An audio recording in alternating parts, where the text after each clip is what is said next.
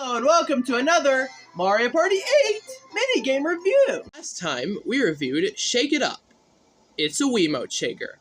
And funny enough, these have taken up more than half of the 2 stars. Well, half of them. That's ridiculous. Next up on our list is a free-for-all minigame, this one being called Sick and Twisted. So let's get to this minigame, shall we? So here's how you play this minigame. You and the other 3 players are on top of a huge, rotation, a lot of huge rotating platforms, if you know what I mean. And you just gotta make it to the end of these, because, well, they're constantly falling behind you as you're going across them. And if there are any players that make it to the end of the course, yeah, they just win. There's no placements or anything, it's just that multiple people can win this one. Which does come pretty important into how I play this minigame. Because initially, until a week before this recording, I usually played just going mad dashing to the end, thinking that it was a sheer placement game. But in reality, it just wasn't. Just wasn't at all. There's multiple winners. There could be potentially multiple winners, and that alone makes this minigame a lot more easier for me, because it just makes the pressure way less. I feel like that's way better, because there's the thing with the bullet bills. They can screw up your game if you're not really careful, because they'll be on the very right of the screen and you'll not be able to see them coming. Although I do wish you were given the option to jump on them, but I will say that they're not the biggest excruciating amount of pain that they used to be. But also, stay away from the computer players while playing this minigame.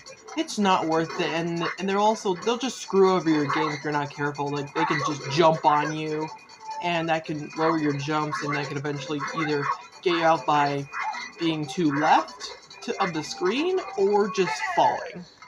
Either way, this is still a good minigame regardless of these flaws.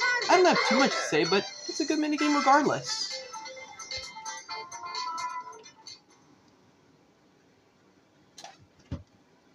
Let's fucking go! To let you know, that's the first time I've ever won that minigame.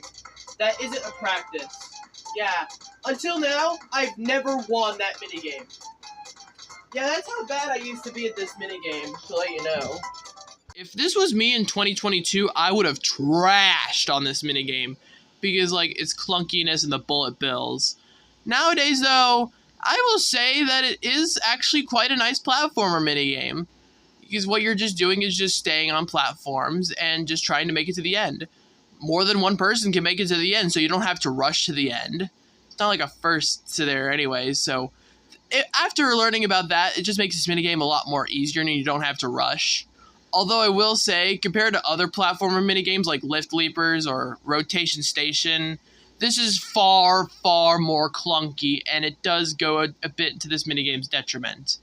Because at points, it just feels so unfair, especially since with the computer players, they can just screw up your game.